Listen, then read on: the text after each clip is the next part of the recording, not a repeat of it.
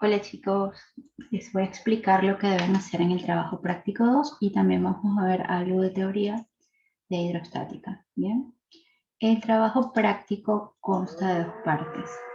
En la primera parte práctica se refiere a la verificación del principio de Arquímedes y la segunda a viscosimetría, a medir la viscosidad de un líquido partiendo del método de Stokes. Este PDF ya está en el Canvas, ¿bien? Acá está el link de la hoja de cálculo donde van a trabajar igual que lo hicieron con el primer trabajo práctico. Bien, entonces, cada actividad tiene los objetivos y una parte de teoría, ¿bien? Entonces, de esta actividad 1, de la verificación del principio de Arquímedes, el objetivo es establecer la relación entre la pérdida de peso de un sólido y el peso del agua desplazada cuando el sólido está completamente sumergido en las siguientes soluciones: agua de grifo, agua salada. Esto se puede hacer usando al menos dos sólidos diferentes en el experimento. Ya vamos a ver detalladamente todo lo que hay que hacer. Les coloqué el link del simulador donde van a realizar el experimento. Parte de la teoría dice: cuando un bloque metálico, es decir, cualquier cuerpo, ¿bien? Pero en esta práctica, en la parte 1, vamos a trabajar con cubos metálicos. Y dice: cuando un bloque metálico se sumerge en agua o cualquier otro líquido, 4 fuerzas verticales actúan sobre él. Estas fuerzas se agrupan en dos tipos de fuerzas: descendentes y ascendentes. Entonces nosotros vamos a tener, que ya lo vamos a ver, lo voy a mostrar acá, vuelvo. Okay, vamos a tener un dinamómetro, bien, que es un instrumento de medición que por dentro tiene un resorte. Si recuerdan que los resortes tienen una constante de elasticidad, y vamos a agregar un cubito de metal. Los dos cubitos que nos colocaron es uno de hierro y uno de cobre, ¿vale? Entonces ustedes seleccionan uno a la vez. Colocan el cubito, bien, y luego ese experimento, esto es para ver cuánto pesa el cubito en el aire, ya lo vamos a ver detalladamente, y después vamos a colocar el cubito y a sumergirlo en agua, ¿bien? Entonces, cuando lo sumergimos en agua, si recuerdan en clase vimos que el líquido va a hacer una fuerza en sentido contrario, esa fuerza la vamos a llamar empuje o fuerza de flotabilidad. Entonces, básicamente está contrarrestando el peso y por tanto la medida de la masa va a ser menor. Bien, o sea, vamos a medir un peso en el aire y un peso sumergido, y eso nos va a dar números diferentes, ¿vale? Entonces, ese peso, cuando está sumergido, lo podemos llamar peso aparente, ¿vale? Entonces, volvemos. En ese caso particular, el dinamómetro, al tener un resorte que tiene una fuerza restauradora, va a alar hacia arriba, que es esta flecha que está acá.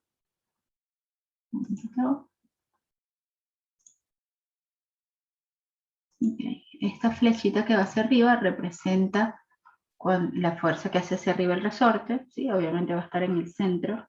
Lo coloco desfasados para que no se tapen las flechitas entre sí. Cuando está sumergido, si está totalmente sumergido, como tenemos agua, que esa agua tiene un peso, también va a ser una fuerza sobre el cubito. El cubito tiene su propio peso, entonces la fuerza del agua que está encima y el peso del cubito son fuerzas descendentes, y luego la fuerza elástica del dinamómetro, y como esto que está acá abajo también tiene una masa, bien, entonces para que esto pueda bajar, tiene que desplazar un líquido a un volumen igual a su propio volumen. Entonces ese desplazamiento del líquido va a provocar una fuerza en sentido contrario, ¿vale? Que va a ser la fuerza de empuje o fuerza de flotabilidad. Bien, entonces tienen algo de teoría. Les mencioné que la teoría va a ir evaluada en el parcial y dice: ¿qué pasa con el peso de un cuerpo cuando se sumerge en un líquido? Es lo que ustedes van a observar durante el experimento. Dice: cuanto más se sumerge un cuerpo en un líquido, más disminuye su peso. El peso del cuerpo es menor cuando está completamente sumergido. ¿Por qué? Porque la fuerza que va hacia arriba saben que el peso es una fuerza. Entonces vamos a tener el peso hacia abajo, que es el peso del cubo, y en sentido contrario vamos a tener el peso de esa masa de líquido, de agua, de fluido, que va en sentido contrario, el que se va a desplazar. Entonces, si sumergimos el cuerpo hasta la mitad, solamente va a desplazar la mitad de su volumen. Si lo sumergimos completamente, va a desplazar la totalidad de su volumen. Cuando un cuerpo está total o parcialmente sumergido en agua o cualquier otro líquido, entonces lo que ocurre es lo siguiente. Obviamente estamos hablando de cuerpos que se pueden sumergir, ¿sí? Ya habíamos conversado en la clase anterior que si los cuerpos tienen mayor densidad que el fluido, se van a sumergir. Entonces, ¿qué vamos a experimentar? Vamos a experimentar la pérdida del peso del cuerpo y esta pérdida de peso va a ser igual al peso del líquido desplazado por el cuerpo. Y eso va a ser igual a la fuerza de flotación o empuje hacia arriba ejercido por el líquido sobre el cuerpo. Fue Arquímedes quien observó por primera vez que los cuerpos pierden peso cuando se sumergen en agua. Propuso un principio basado en su observación que ahora se conoce como el principio de Arquímedes. ¿Qué establece el principio de Arquímedes? Establece que un cuerpo sumergido en un líquido pierde peso en una cantidad igual al peso del líquido desplazado. También establece que cuando un cuerpo se sumerge en un líquido, un empuje hacia arriba igual al peso del líquido desplazado actúa sobre él. Entonces el peso del cuerpo va a ser una fuerza de acción y la fuerza de flotabilidad va a ser una fuerza de reacción. El peso del sólido en el aire menos el peso del sólido sumergido nos va a dar la pérdida de peso del sólido y eso va a ser igual al peso del líquido desplazado. Ese peso, cuando el sólido está sumergido, lo vamos a llamar peso aparente y el peso del sólido del aire lo llamamos peso real. El peso real menos el peso aparente nos da la pérdida de peso. ¿Okay? Esa diferencia de peso va a ser igual entonces al peso del líquido que desplazamos. Cuanto mayor es la densidad del líquido en el que se sumerge el sólido, menor es el peso del líquido desplazado al sumergir el sólido, porque recordemos que la densidad es masa dividido volumen. La densidad y la masa son, la densidad y el volumen son inversamente proporcionales. Entonces, mientras mayor sea la densidad, vamos a desplazar volúmenes menores porque la masa se conserva, ¿bien? Algunos cuerpos, si caen al agua, se hunden como una piedra o una aguja metálica. Por otro lado, algunos cuerpos, incluso del mismo peso que los que se hunden, flotan sobre el agua. Esto se puede demostrar a través de las leyes de flotación. ¿Qué establece la ley de flotación? Un cuerpo flotará si el peso del cuerpo es igual al peso del líquido desplazado. Si el peso del cuerpo sumergido es mayor que el peso del agua desplazada, el cuerpo se hundirá. Es decir, vamos a tener dos volúmenes iguales, ¿sí? El volumen del cuerpo y el volumen del cuerpo y el volumen del líquido desplazado van a ser iguales, ¿bien? Volumen del cuerpo igual al volumen del líquido desplazado. Y sabemos que densidad es igual a masa sobre volumen. Bien, así que volumen va a ser igual a masa dividido densidad. Entonces, la masa del sólido, del cuerpo sólido, entre la densidad del cuerpo sólido, si es igual a la masa del líquido desplazado entre la densidad del líquido desplazado. Entonces, si la densidad del sólido es mayor que la del líquido, si esta densidad es mayor que esta, ¿bien? Entonces el cuerpo se va a sumergir porque el volumen de este cuerpo va a ser, mejor dicho, el peso del cuerpo va a ser mucho mayor a el peso del líquido que va a desplazar, ¿vale? Entonces, creo que se entiende más o menos la idea. Si es algo muy, muy denso, ¿sí? El agua menos densa para ese mismo volumen va a tener menos peso. Y si tiene menos peso, está haciendo menos fuerza en contra entonces le va a ganar el peso a la fuerza de flotabilidad. ¿Bien? Entonces los casos serían que la densidad del cuerpo sea menor que la densidad del fluido, va a flotar. Si es igual, va a quedar flotando como en el medio. O sea, ni se va al fondo ni se queda sobre la superficie. Se queda como si fuera parte del fluido. Y si la densidad del cuerpo es mayor, se va hasta el fondo. ¿Bien?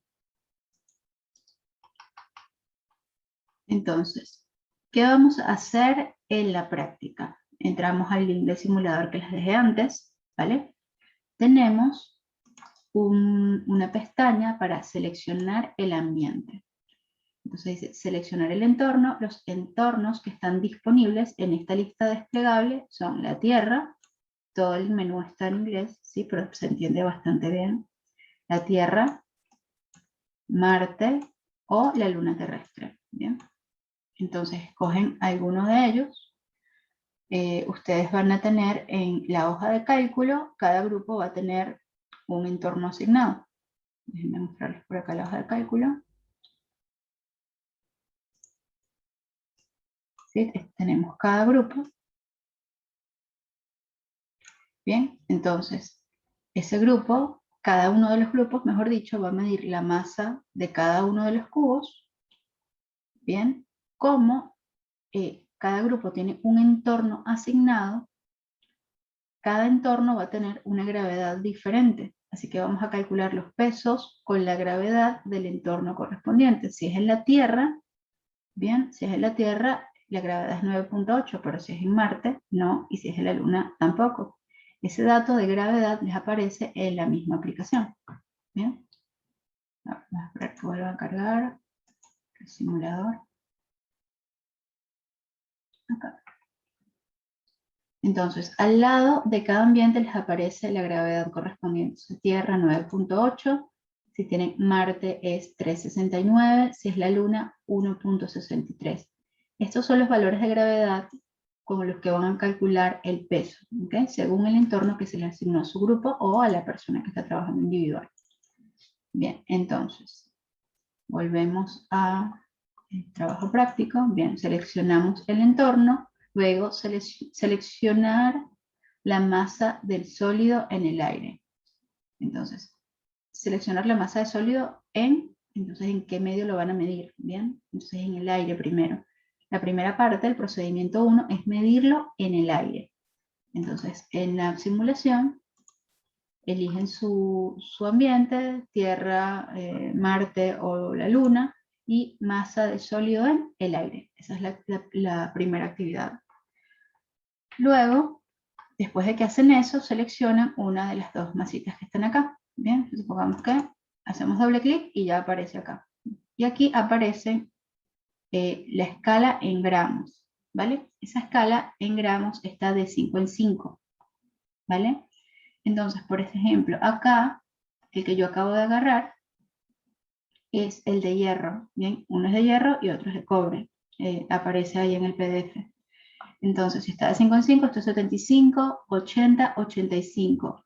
La masa de este cubito es de 85 gramos, ¿bien? Entonces, acá en la masa del cubo de hierro agregamos 85 gramos. Va a ser lo mismo para todos, ¿bien? La masa del cubo de cobre también la verifican. Voy a resetear. Y le doy doble clic. Y aparece. ¿Bien?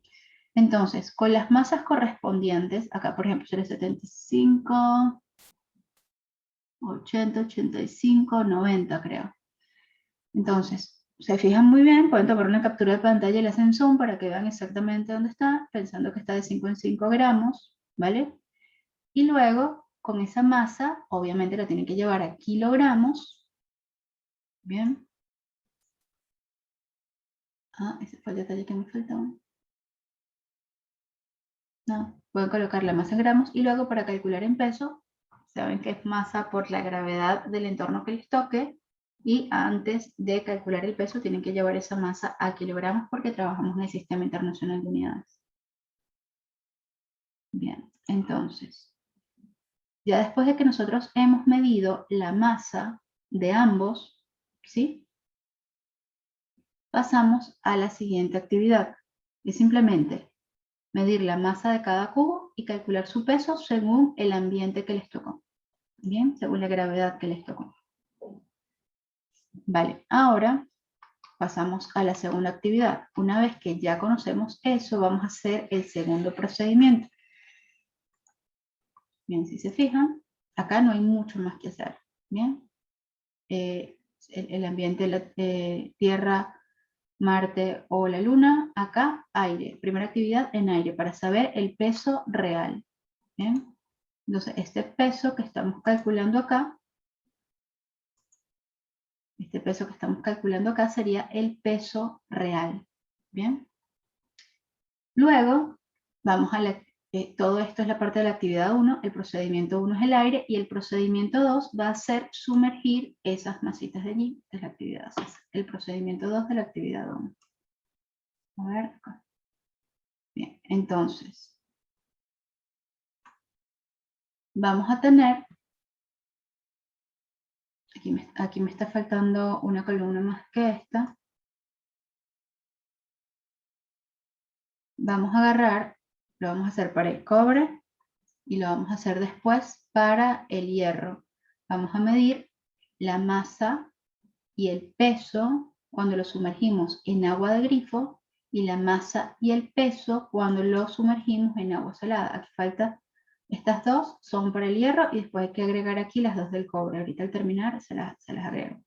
Estas dos van a ser para el cobre. Cobre en agua de grifo, cobre en agua salada. Muy bien. Ahora, después de que hacemos eso, un momentito, acá son muchas pestañitas. Entonces, de vuelta, seleccionamos el entorno. Ahora lo vamos a colocar en, bien, primero lo hacemos con agua de grifo, que es tap water. Después de que ya seleccionamos el tipo de fluido donde vamos a sumergir, hacemos doble clic en el cubo que le vamos a medir, el de hierro o el de cobre, dependiendo de qué experimento hacemos primero. Anotamos la masa en gramos del recipiente vacío antes de sumergirlo, ¿ok? Aquí abajo dice cuánto pesa este beaker de vidrio vacío. Anotan eso vacío. Después seleccionan el porcentaje de inmersión. Ustedes mismos van a seleccionar diferentes tipos de porcentaje. Entonces los grupos tienen 4 espacios, así que van a calcular 4 espacios de inmersión. Los que están en pareja o individuales tocan 3. Entonces supongamos que yo me tocó, qué sé yo, Marte, ya medí el sólido en el aire, ahora quiero medirlo en agua de grifo, ¿vale? Anoto acá el peso que tengo acá, me dice que tengo 42 gramos, ¿sí? Si colocamos el cursor sobre la pantallita, aparece una burbujita que dice 42 gramos, el beaker solo. Bien, ya que esto lo anoté, después hago doble clic. Después de que hago doble clic, voy a sumergir. Supongamos que lo quiero sumergir hasta el 50%. Entonces voy a hacer 3 medidas. Voy a hacer una del 10%. Bien. Entonces, esto lo tienen que calcular ustedes. ¿Vale? ¿Cómo lo calculamos? Acá, una vez que lo sumergimos el 10%, nos damos cuenta de la masa que tiene. Bien. Con esa masa calculamos su peso aparente. Y con la diferencia entre el peso real, que lo calculamos antes, y el peso aparente, esa diferencia tiene que ser igual al peso que se perdió de agua, es decir, a la masa por la gravedad del agua. ¿Se entiende? Voy a repetir. Nosotros ya medimos el peso real, que tiene que ser mayor. Ahora vamos a medir el peso aparente. Tenemos la masa después de sumergido, con eso calculamos el peso aparente. Y al peso real le restamos el peso aparente y eso va a ser el empuje. Y ese empuje tiene que dar igual que si nosotros multiplicamos la masa de agua por la gravedad que corresponda. ¿Bien? Es decir, la masa el peso del líquido que se desplaza va a ser igual al peso que en apariencia pierde el sólido. ¿Bien? Entonces, sacando esa cuenta, ustedes escriben acá la pérdida de peso, ¿bien? Y luego ingresan el empuje. Entonces, ¿qué pasa con la pérdida del peso y el empuje? ¿Qué relación tienen? Bien, eso lo van a colocar ustedes allí. Entonces, van a hacer lo mismo para el agua de grifo. Bien, para el agua de grifo lo van a hacer con 4 porcentajes de inmersión. Supongamos que la primera lo hizo con el 10%. ¿Sí? Reseteamos. Después lo hacemos con el 50%. ¿Sí? No hace falta ni siquiera resetear, aquí puse 25. Lo pueden hacer con 50. ¿Ya? Y luego, por último, lo pueden hacer con 100. Si ya tenemos valores diferentes y tenemos masas diferentes de agua que se perdió, ¿vale? Y calculamos el peso del agua que se perdió y eso tiene que dar igual al peso que se perdió al restar el peso real menos el peso aparente. Bien, eso es la actividad 1. Solamente eso. Medir el peso en el aire y medir el peso sumergido a diferentes porcentajes de inmersión en agua de grifo y en agua salada. Bien. Eso es toda la actividad 1. Ahora vamos con la actividad 2. La actividad 2 está relacionada con la viscosimetría. Entonces vamos a determinar el coeficiente de viscosidad de un líquido viscoso dado midiendo la velocidad terminal de un cuerpo esférico. Es decir, vamos a agarrar una esferita de vidrio, la vamos a dejar caer en un recipiente con un líquido viscoso, vamos a medir la velocidad a la que cae. Bien, y ese dato nos va a servir para calcular la viscosidad. ¿Qué es la viscosidad? Si recuerdan en clase estábamos diciendo que es como una resistencia a fluido, ¿vale? Es decir, es la propiedad de un fluido en virtud de la cual entra en juego una resistencia interna cuando el líquido está en movimiento y esa resistencia se va a oponer al movimiento relativo entre sus diferentes capas. Entonces, nosotros podemos imaginarnos un fluido como algo que fluye en capas. Si ustedes colocan dos laminitas de vidrio y en medio un líquido, ¿verdad? Y la desplazan, entonces va a haber un perfil de velocidad. La velocidad va a ser 0 en la plaquita que queda abajo y se va a mover con la placa de arriba y en el centro van a haber velocidades que van desde 0 hasta esa velocidad, un perfil de velocidades. Y si estamos hablando, por ejemplo, de una tubería, lo que está pegado a la tubería está prácticamente detenido y esa capa detenida va a ralentizar a la capa siguiente y así, y la que va a ser más rápida va a ser la capa del centro que siente menos influencia de la fuerza de atracción de las paredes del tubo. Pero aparte de la atracción de las paredes del tubo, una capa de líquido con la otra también ejercen una fuerza de atracción y esa fuerza de atracción se va a oponer al movimiento y esa fuerza es la viscosidad. ¿Bien? Entonces, ese coeficiente de viscosidad va a ser un cociente de fuerza entre área, y fuerza entre área es presión, dividido una tasa de cambio de velocidad respecto a x. ¿Sí? Como hay un perfil de velocidades, velocidad cero fuera, velocidad máxima en el centro, y hay un delta x, es decir, una distancia entre la parte pegada a la tubería y el centro, esa variación de velocidad entre x, y al igual que la fuerza entre el área, nos da el coeficiente de viscosidad. Pero en este experimento lo vamos a calcular de una manera indirecta. ¿Bien? Entonces, fíjense, vamos a utilizar algo que se llama la ley de Stokes. La ley de Stokes dice, bueno, en principio les dan la parte teórica, les dice que fue establecida por un científico inglés que vivió entre 1819 y 1903. Él plantea que cuando un cuerpo, esférico se mueve hacia abajo a través de una columna infinita de líquido altamente viscoso, cuando dicen infinita es que la partecita que estamos estudiando está muy lejos de la parte superior y de la parte inferior del recipiente cilíndrico, ¿vale? Entonces, cuando un cuerpo esférico se mueve a través de esa columna, arrastra la capa de líquido en contacto con él. Como resultado, el cuerpo experimenta una fuerza retardadora. Luego, de acuerdo con la ley de Stokes, la fuerza de arrastre viscoso, o sea, esa fuerza que va hacia arriba, esa fuerza que ejerce el líquido viscoso contra la esfera, viene siendo una fuerza neta que actúa sobre la esfera que se sumerge. Y eso depende del radio de la esfera, pero también depende de la viscosidad del líquido. La viscosidad del líquido la señalamos con la letra griega eta, que es como si fuera una N medio cursiva, y se calcula como F, que es la fuerza de arrastre, ¿sí? O fuerza de flotabilidad, va a ser igual a 6pi por el coeficiente de viscosidad por el radio de la esfera por una velocidad. ¿Bien? R minúscula es el radio de la esfera, lo aclaro porque más adelante vamos a ver que también tiene relación con el radio del cilindro que vamos a utilizar.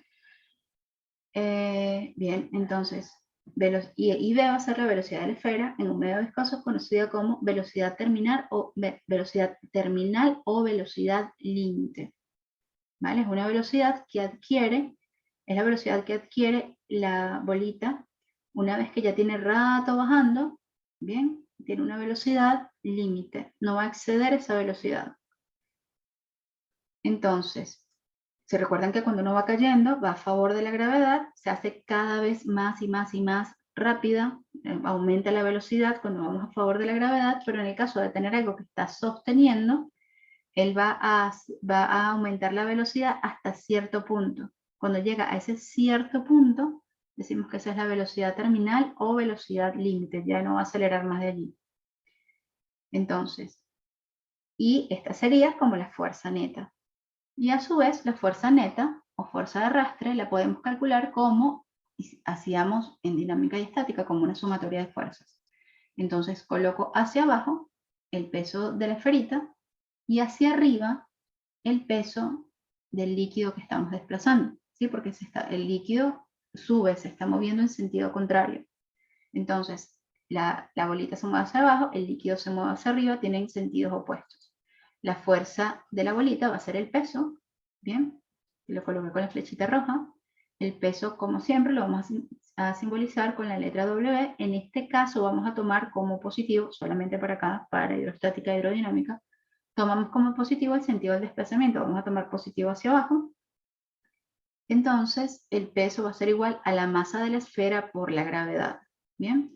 Pero en este caso, como vamos a hacer referencia a líquidos, en lugar de colocar masa, vamos a colocar la masa en función de la densidad. Entonces, como densidad es igual a masa sobre volumen, si despejamos la masa va a ser, el volumen pasa multiplicando a la densidad. Entonces, la masa de la esfera la podemos sustituir por volumen de la esfera por la densidad de la esfera. Vamos a trabajar con dos densidades diferentes. Utilizamos este símbolo para la densidad de la esfera y este otro símbolo para la densidad del fluido. Ambas densidades, pero se refiere a dos cosas diferentes. Una a la del sólido y otra a la del líquido. Bien, entonces tenemos que el peso va a ser el volumen de la esfera por la densidad de la esfera por la gravedad, y el volumen de una esfera se calcula como 4/3 de pi por r al cubo. Bien, ¿qué otra cosa sabemos? Que el volumen del líquido desplazado va a ser igual al volumen de la esfera. Bien, es decir, la esfera va a desplazar su propio volumen del líquido. Va a abrir ese espacio para ya poder entrar en cada una de las fases de ese líquido.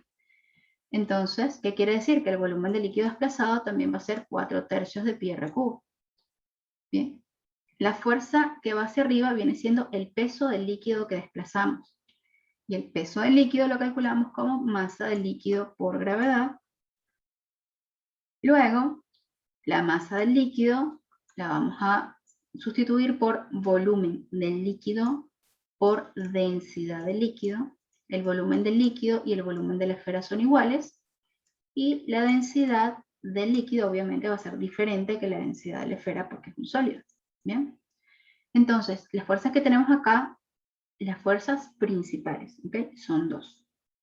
Esas fuerzas principales entonces van a ser la fuerza, peso y la flotabilidad.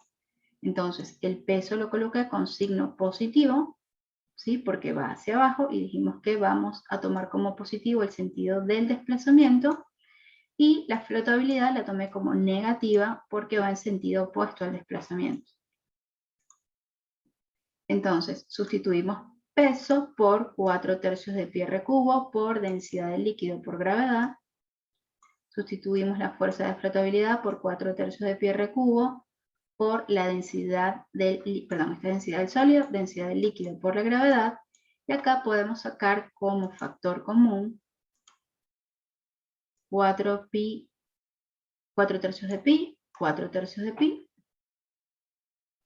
con r cubo también, 4/3 de pi r cubo, le sacamos factor común, gravedad factor común, bien, lo colocamos adelante, el 4/3 de pi r cubo, de gravedad se colocó atrás, y está multiplicando en el primer término a la densidad del sólido, menos, el menos que está en el medio, en el segundo término está multiplicando a la densidad del líquido, bien. Entonces, la fuerza neta o fuerza de flotabilidad la expresamos así desde la ley de Stokes. Él, haciendo experimentos, dedujo esta fórmula y esta fórmula la deducimos por balance de fuerzas. Entonces, las dos fórmulas las vamos a utilizar para lo que sigue. Nosotros acá no vamos a calcular fuerzas. Lo que vamos a hacer acá es buscar la forma de encontrar la viscosidad. Ese es el objetivo. Bien. Entonces, esto, como esta fuerza y esta fuerza es la misma, podemos igualar todo esto a todo esto. ¿Sí? Repito lo que acabo de decir. Si esto es igual a esto, entonces esto es igual a esto. ¿Bien? Igualamos la fuerza de arrastre de la ley de Stokes con la obtenida del balance de fuerzas. Nos queda esto que está acá. Podemos simplificar cosas. Bien, podemos simplificar pi con pi. Podemos simplificar un r de acá y aquí me quedaría r cuadrado. Bien. ¿Qué más podemos hacer? Si este es 6, yo lo escribo como un 2 por 3. Y este 4 yo lo escribo como un 2 por 2. Se me va un 2 con un 2. Aquí arriba me va a quedar un 2 y este 3 pasaría multiplicando por abajo, me daría 2/9. Bien, entonces como quité el pi y quité la r, me queda nada más el coeficiente de roce y la velocidad límite. Y este se convirtió en un 3 que pasó para acá abajo, multiplicando. ¿Bien? O pasan el 6 multiplicando el 3 y después simplifican la fracción y está esto mismo. Dejé aquí la gravedad y el r cuadrado lo puse al final. Y esta es la fórmula simplificada que vamos a utilizar. Ahora veamos qué es lo que tenemos que hacer. Bien, entonces tenemos el link del otro simulador. Vamos a tener una columna. Esa columna va a tener dentro un líquido viscoso. Tenemos una esferita de metal. Bien, entonces a cada equipo se le asignó un entorno. Bien, ya les muestro. Los entornos disponibles, esperar que aparezcan, voy a cargar esto.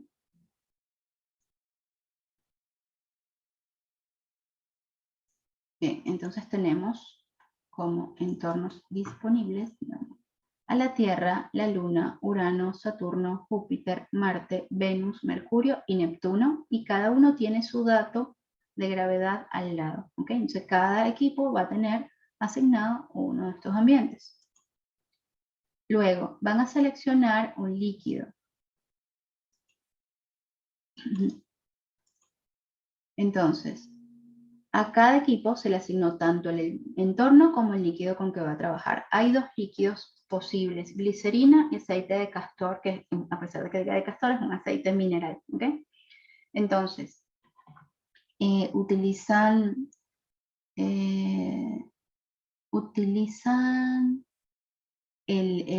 seleccionan lo que se le asignó, ¿vale? Y luego van a seleccionar el diámetro del frasco, ¿vale? Entonces van a escoger uno solo, es decir, si lo van a escoger ustedes, van a escoger solo uno. Obviamente el diámetro del frasco tiene que ser más grande que el diámetro de la esferita, ¿vale? Escogen un solo diámetro del frasco. Entonces, si vamos a la hoja de cálculo, a la actividad 2, ¿bien? Si vamos a la actividad 2 de la hoja de cálculo, bien, cada uno tiene su entorno, anotan al lado de la gravedad, cada uno tiene el fluido con que va a trabajar. En el display les aparece la densidad del líquido. Bien, anotan acá la densidad del líquido. Acá van a colocar el radio del frasco, pero en metros. Bien, acá les da para seleccionar el radio, el diámetro, mejor dicho, del frasco, del jar, de la jarra, el diámetro, y ustedes van a tomar la mitad, ¿sí? Para tener el radio, y luego lo van a llevar de centímetros a metros, es decir, lo vamos a multiplicar por 10 a la menos 2 o lo dividimos entre 100, es lo mismo. Entonces, lo que van a reportar en la hoja del cálculo es el radio del frasco en metros. Bien, un solo radio del frasco. Dejan fijo el frasco y van a hacer el experimento con diferentes diámetros de la esfera, ¿vale? Diferentes radios de la esfera. De vuelta, les dan el diámetro de la esfera. Para ustedes encontrar el radio, lo dividen a la mitad, está en milímetros, lo llevamos a metros. Bien, entonces ahora multiplicamos por 10 a la menos 3 para ir de milímetros a metros. Y ustedes van a seleccionar ahora varios. Entonces, cada grupo va a seleccionar 4 o 3, dependiendo de la cantidad de integrantes que tenga el grupo.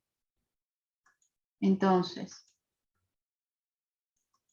una vez que ya fijamos el ambiente donde estamos, supongamos que me tocó este, y me tocó glicerina, y yo escogí el diámetro de 9, por decirles algo. Entonces hago mi primer experimento con una bolita de un diámetro de 5 milímetros. ¿Bien?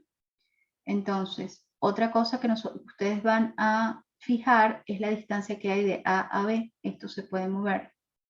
¿Bien?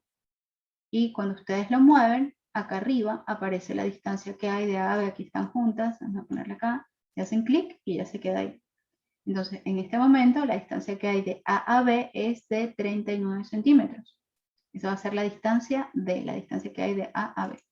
Entonces acá van a colocar el radio de la esfera en metros, tan, tan, tan, y al lado es ese radio que está en metros, elevarlo al cuadrado. Obviamente nos va a quedar en metros al cuadrado.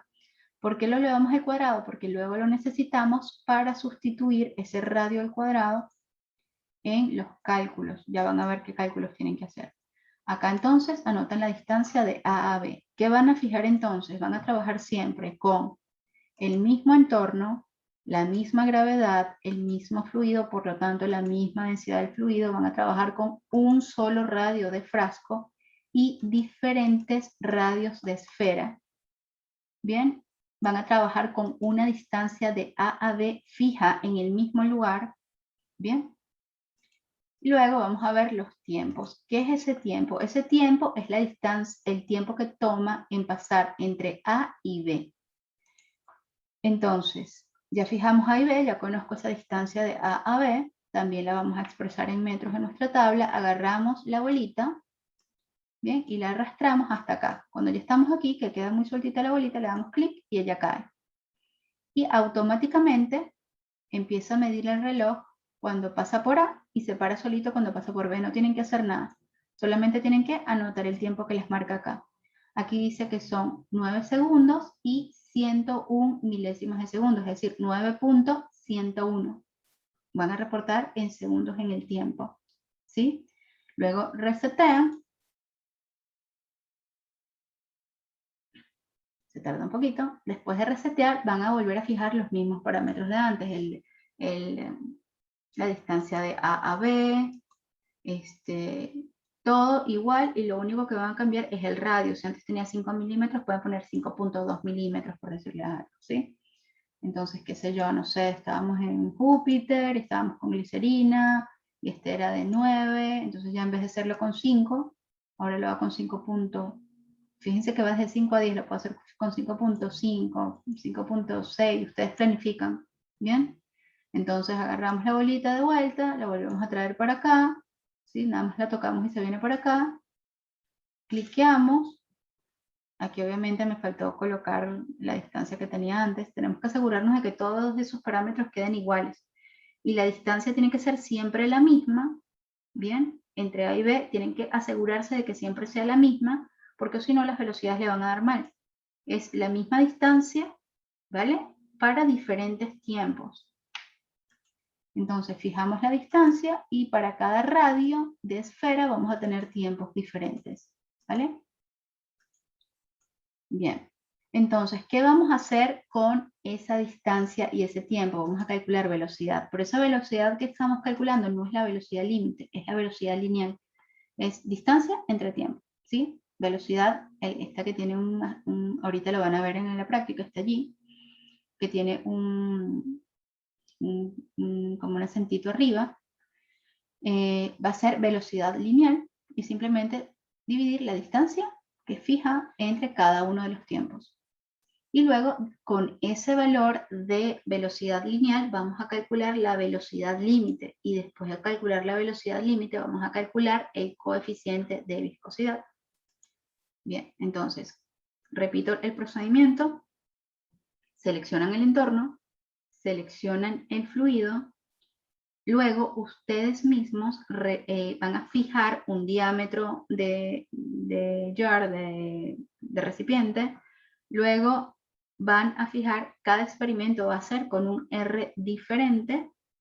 Una vez que ya fijaron todo eso, y también van a fijar una distancia de A a B que tiene que ser igual en todos los experimentos. Agarran la bolita, la arrastran hasta acá, la sueltan y esto mide automáticamente y anotan el tiempo, ¿vale? Entonces, ¿qué datos vamos a tener? Vamos a tener la gravedad de su entorno, vamos a tener la densidad del líquido, vamos a tener la densidad del líquido, la densidad del vidrio y la distancia entre A y B les va a aparecer aquí arriba, el tiempo les aparece acá, ¿vale? Y todos esos datos lo anotan en el Sistema Internacional de Unidades. Bien. Entonces, una vez que tenemos todo eso, ¿qué vamos a hacer? Vamos a hacer los cálculos. Entonces, el primer cálculo que vamos a hacer es la velocidad lineal, o V', que es distancia entre tiempo.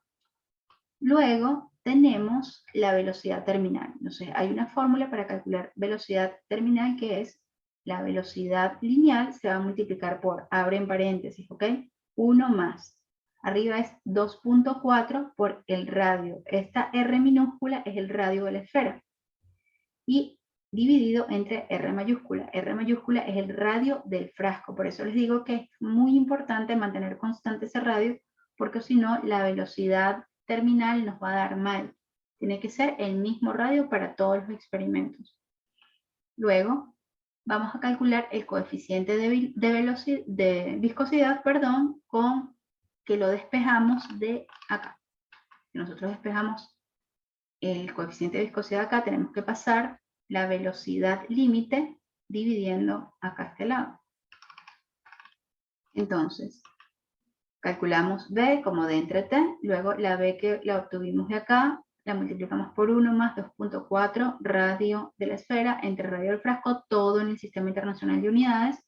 Y una vez que tengo esta B, que es la velocidad límite o terminal, esa es la que vamos a sustituir acá abajo, ¿ok? Lo que vamos a sustituir acá es la velocidad terminal, ¿vale? Esta, no esta. Esta es la lineal. Después de que sacamos esta cuenta, eso es lo que sustituimos acá. Y todos los datos lo tenemos. Tenemos, obviamente 2/9 es una constante, tenemos el radio de la esferita, tenemos la densidad del sólido, la densidad del líquido y la gravedad. Todos estos datos lo tenemos. Y con los pasos previos calculamos B y así calculamos el coeficiente de viscosidad. Todos esos datos hasta acá quedan en la hoja de cálculo, tanto de la actividad 1 como la actividad 2. Ahora, ¿cuál es el gráfico que vamos a enviar al correo? Bien, entonces van a hacer una gráfica. En el eje X vamos a colocar R cuadrado y en el eje Y la velocidad terminal. Entonces, ¿qué hago? Yo de esta expresión voy a despejar la velocidad terminal, ¿sí? En función de esto que está acá. A pesar de que aquí dice R cuadrado, bien, cuando nosotros graficamos B en función de R cuadrado nos da una recta, ¿vale? Y todo esto representa la pendiente de la recta. Bien. Quiere decir, la pendiente va a ser 2/9 de densidad del sólido menos la del líquido por gravedad entre el coeficiente de viscosidad. van a hacer una recta. Acá abajo hay una sugerencia de lo que van a hacer. Bien, en una hojita de Excel, copian en una columna R cuadrado, los valores de R cuadrado que les dio en la hoja de cálculo que compartida, y la velocidad que obtuvieron para cada una de ellas. Bien, entonces, ¿cómo se hace un gráfico en Excel y que a la vez les dé la fórmula de la recta con su pendiente? Entonces hacemos insertar, gráfico, escogemos un gráfico de puntitos de dispersión y así podemos ver los datos que estamos colocando. Fíjense que todavía no he seleccionado nada para asegurarme de seleccionar los datos correctos. Hago clic derecha y aparece, a ver acá, elegir datos. No, tomo solamente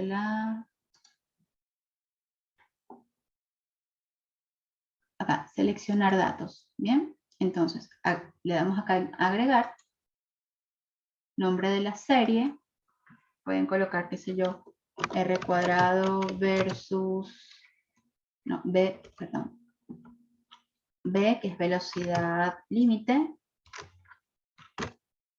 versus R cuadrado. Bien, valores de X, le damos a la flechita y seleccionamos los valores que queremos que vayan en X. Como se menciona en el TP, lo que va en X es R cuadrado. Le damos acá y ya los ingresó. A la otra flechita, los valores de Y son estos. Otra vez a la flechita y ya lo ingresó. Bien, le damos a aceptar, aceptar y ya tenemos nuestra recta.